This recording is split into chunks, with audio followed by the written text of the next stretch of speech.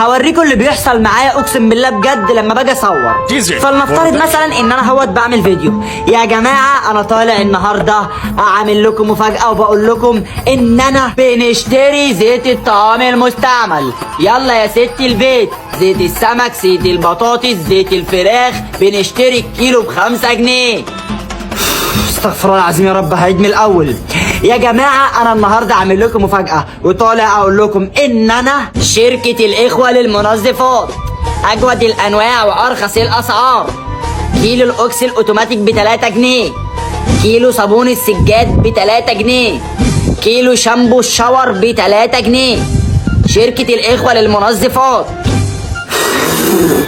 هعيد تاني مره.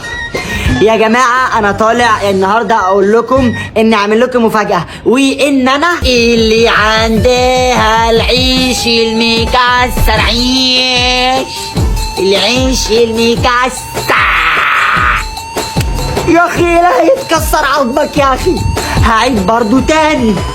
يا جماعة أنا طالع النهاردة أعمل لكم مفاجأة وهقول لكم إن أنا ساكسوني ساكسوني.